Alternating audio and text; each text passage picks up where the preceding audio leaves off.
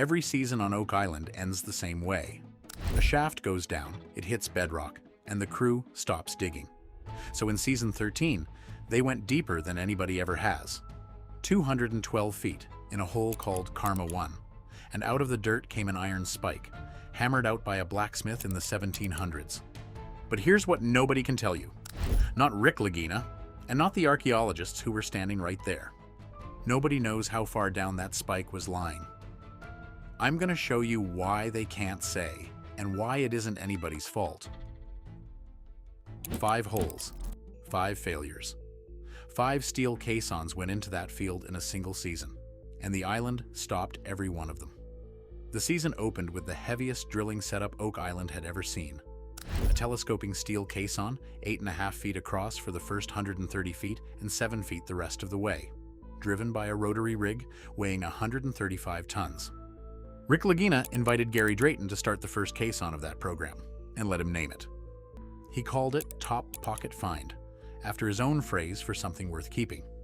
Gary, I've taken the liberty of naming this hole, okay? Top Pocket Find. It seized at 25 feet. Not on rock, on backfill.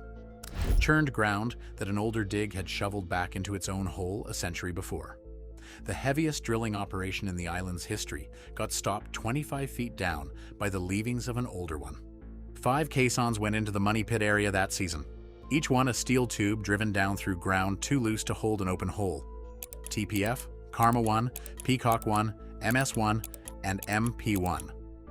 Not one of them reached its design depth without complication, and not one recovered treasure. 200 years of digging has left the top of that field so churned that the modern search now has to fight its way down through its own ancestors before it reaches anything the island put there. Watch enough seasons, and you arrive at the same suspicion everyone else does. A shaft goes down until it touches rock, the crew shuts it down, and the next one goes in a few feet away. Nobody ever goes through. That suspicion is a reasonable one, because almost anywhere else on Earth it would be right. Archaeologists treat bedrock as the floor. An object buried in soil can settle or get dragged down when something collapses on top of it, but it cannot travel into solid rock. Reach rock, and you have reached the bottom of the human record. All of that rests on the rock being solid. On this island, it isn't. And the numbers from one season prove it, without anybody having to argue. And if you'd rather watch a thing get settled than argued about, be sure to like this video and subscribe to the channel. Turn your notifications on too, so you never miss a new one. Thanks, fellowship. Let's get to those numbers. The floor that moves. Borehole F8.5 brought back a 30-foot core, running from 178 feet down to 208. Bedrock at 205. G4.5 found it a foot lower at 206. Rick Lagina had called that patch of ground treasure Central because the borehole beside it had returned the highest precious metal readings in the money pit area. What came up instead was solid rock, and Charles Barkhouse ran a pinpointer over every section of the core and got nothing at all. Marty Lagina found his brother afterwards, sitting alone at Smith's Cove, looking out at the water. Rick has been chasing this for more than a decade, and Treasure Central had just come back as rock. MP1 was the last shaft of the year. It ground out at 210 feet, 5 feet short of what it was built for, with 135 tons of rig standing on top of it. 3 numbers, all within 5 feet of each other. Close enough to look like one floor? Then there's the 4th. When Dr. Ian Spooner and Dr. Fred Michel brought the team a site for a new shaft, they had 2 reasons for choosing it. The first was silver and gold at the highest concentrations anywhere in the money pit area. The second had nothing to do with metal. Bedrock at that spot sits at roughly 160 feet. Everywhere else the team had been fighting, it was closer to 200. 40 feet less digging to reach the rock, and 40 feet less of everything that can go wrong on the way down. So the crew didn't avoid bedrock last season. They went hunting for a place where it turned up sooner. That's the opposite of quitting at the rock out of habit. It's choosing where to dig by how quickly you can get to it. Rock with holes in it. A floor does not sit at 4 different heights in one field. The east end of Oak Island rests on limestone, gypsum, and anhydrite, and anhydrite is one of the most soluble rocks there is. It goes into solution faster in salt water than in fresh. Let the sea reach it, and the channels running through it widen on their own, year after year, with nobody digging anything. That isn't a floor, it's a sponge, and the tide has been working on it since the last ice age. Picture what that does over 10,000 years.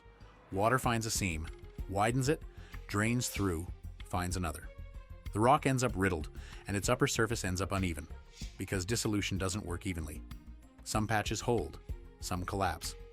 That is why a drill finds rock at 160 feet in one spot and 210 a few hundred feet away. Not a measurement error, a surface with holes eaten through it. And it explains something stranger. The thing the team spent the whole season aiming at, the solution channel, is a cavity inside that rock. A hollow eaten out of the anhydrite by water, somewhere below the money pit. The team's working model puts anything that fell down there between 150 and 220 feet. Nobody has surveyed a horizon at either end of that, so hold both numbers loosely. But lay that band across the season's bedrock contacts, and it swallows every one of them. Which means the model the crew works to has never treated bedrock as the bottom. It treats the inside of the rock as the destination. So the word has been doing two jobs all along. When a shaft shuts down, bedrock is the floor. When the scientists pick the next site, bedrock is the lid on the thing they want to reach. 212 feet. Karma 1 went down into the solution channel and reached 212 feet.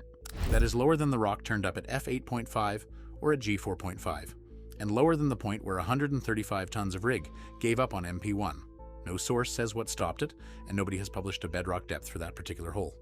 What can be said is where it finished, which was below the level rock turned up at in 3 holes standing within a few hundred feet of it. On an island where the floor moves by 50 feet, that isn't proof it went through anything. It is a shaft that ended up lower than its neighbor's floors, in a cavity the team believes holds whatever fell down there. Billy Gerhardt trucked the material out to the wash plant. Charles Barkhouse and the crew spread it across the ground and went through it by hand, with Rick Lagina, Gary Drayton, and Terry Matheson, the drilling supervisor, working the last of it. That is the routine after every caisson. Somebody walks a detector over a heap of wet spoil, and whatever the island gave up that week is somewhere in it. And out of that pile came the spike. Hand-wrought, rose-headed, which means a blacksmith struck the head into shape rather than casting it. Analysis called the metal cold short iron exceptionally high in phosphorus and dated it no later than the middle of that century. Somebody stood at a forge and made that. A rose head is what you get when a smith drives the head into shape with 4 or 5 blows, leaving facets instead of a smooth cap. Machines killed it off once they started cutting nails by the barrel. Cold short iron is a smith's problem, not a compliment. Phosphorus makes iron easy to work when it's cold and brittle when it's cold, so it snaps under a hard blow. A smith using it either had no better stock or was making something that would never take a shock. So the object is old. It was made by hand out of poor metal, and it ended up in the deepest hole anybody has ever sunk on Oak Island.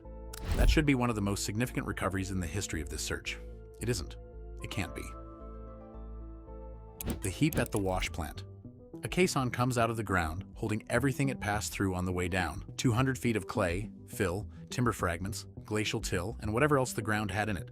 All of it gets pulled up, trucked to the wash plant, tipped out, and spread across the yard so people can walk over it with detectors. One pile. 200 feet of island, in no order at all. An archaeologist working a trench records the opposite. Every object gets its level noted before it moves, because the level is half the information the object carries. Depth is a date on this island.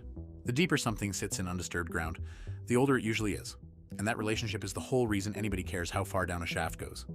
So the crew knows exactly which hole the spike came out of. They have no idea what depth it came from. One published account puts it below 167 feet. That figure is somebody's reasoning about where it probably sat, not a record of where it was found. That difference is everything. Say it came out of the top 30 feet.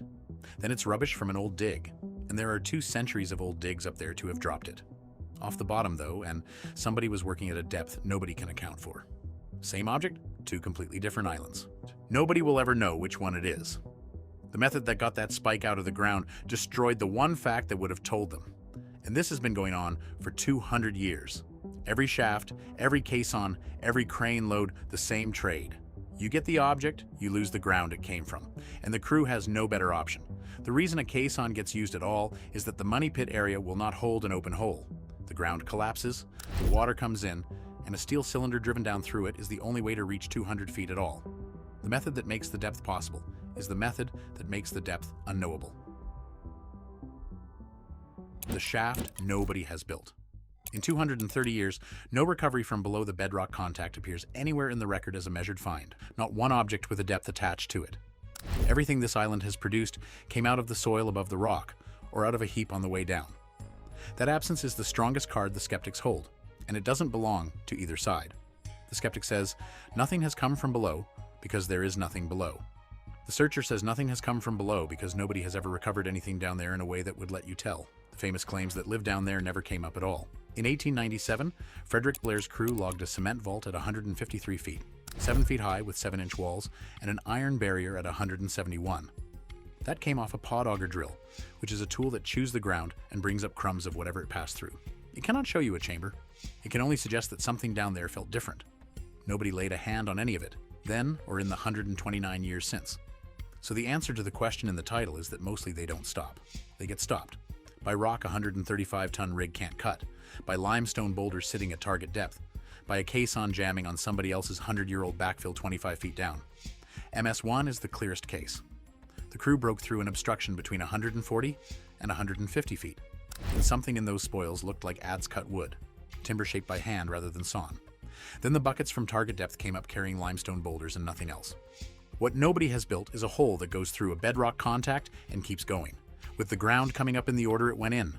Cased, logged, foot by foot, with somebody writing down what came out at every level before it went anywhere near a truck. That costs a whole season and produces nothing to put on television if the answer turns out to be no. It is also the only version of this search that could ever prove anything. Until somebody does it, the island keeps handing over objects with their histories rubbed off. A hand-forged spike from the deepest shaft ever sunk here is sitting in a collection right now. And the one fact that would make it mean something went into a heap at the wash plant. Karma 1 wasn't the only shaft that season to come up with something nobody expected.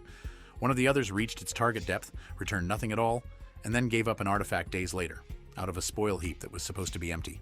It was a hand-shaped stone projectile, off a workshop that hasn't existed in 500 years. Click the link on your screen to watch that one next.